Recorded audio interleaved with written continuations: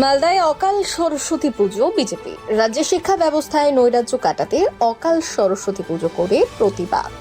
মালদা শহরের প্রাণ কেন্দ্র পোস্ট অফিস মোড়ে শ্যামাপ্রসাদ মূর্তির পাদদেশে সরস্বতী পুজো হলো বিজেপির উদ্যোগে। রাজ্যে প্রাক্তন শিক্ষামন্ত্রীর জেল, শিক্ষক নিয়োগে দুর্নীতি, শিক্ষক নিয়োগের দাবিতে রাস্তায় চাকরি প্রার্থীদের দীর্ঘ আন্দোলন এবং সর্বশেষ যাদবপুরের ঘটনার প্রতিবাদ করে অকাল সরস্বতীর আরাধনা।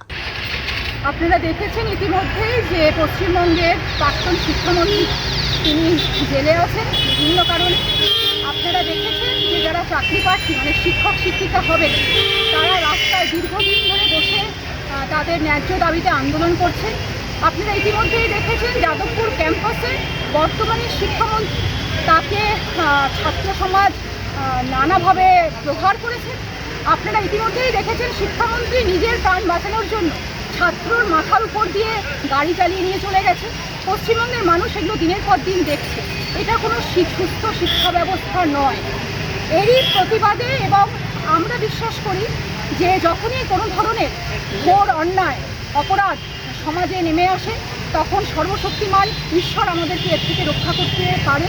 ঠিক যেভাবে শ্রীরামচন্দ্র রাবণ বধের সময় অকাল মা দুর্গার পুজো করেছিলেন, সেভাবেই পশ্চিমবঙ্গের শিক্ষা ব্যবস্থাকে আমরা সুস্থ শিক্ষা ব্যবস্থা প্রতিষ্ঠা করার এই দাবি নিয়ে আজ মা সরস্বতীর কাছে আশীর্বাদ চাওয়ার জন্য আমরা আমাদের পুজো করলাম।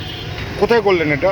আমরা স্থানীয় ফোয়ারা মোড়ে, যেখানে আমাদের দলের প্রতিষ্ঠাতা শ্যামাপ্রসাদ মুখার্জির মূর্তি আছে, তারই পাদদেশে যেখানে লেখা আছে প্রতিবাদ করো, প্রতিরোধ করো, প্রয়োজনে প্রতিশোধ নাও, আমরা সেখানেই আমাদের কর্মসূচি করলাম। আপনারা দেখেছেন গোটা পশ্চিমবঙ্গে শিক্ষা প্রতিষ্ঠানগুলোতে অশান্তি চলছে এবং অনেক দিন ধরে যে শিক্ষার সরস্বতী পূজা, যে গত সরস্বতী পূজা হয়ে গেল, বিভিন্ন জায়গায় বিভিন্ন শিক্ষা প্রতিষ্ঠানে সরস্বতী পুজো করতে দেয়নি অনেকে কোনো অসুবিধার কারণে হয়তো, কিন্তু পুলিশি প্রহরায় অনেক জায়গায় শিক্ষা প্রতিষ্ঠানে পুজো হয়েছে। তারই পরিপ্রেক্ষিতে তার প্রতিবাদে আমরা এখানে অকাল সরস্বতী পুজো করতে বাধ্য হচ্ছি। কী করলেন?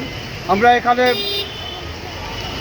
সরস্বতীর একটা ফটো দিয়ে ফোয়ারা মোড়ে, মালদার বুকে ফোয়ারা মোড়ে আমরা সবাই মিলিত হয়ে, সাধারণ মানুষ এবং আমরা সবাই মিলিত হয়ে সরস্বতীর আরাধনা করলাম এবং ওনাকে পুষ্পার্ঘ দিয়ে সম্মানিত করলাম, যেন সব শিক্ষা প্রতিষ্ঠানে যেন শান্তির বার্তা ফিরিয়ে আসে।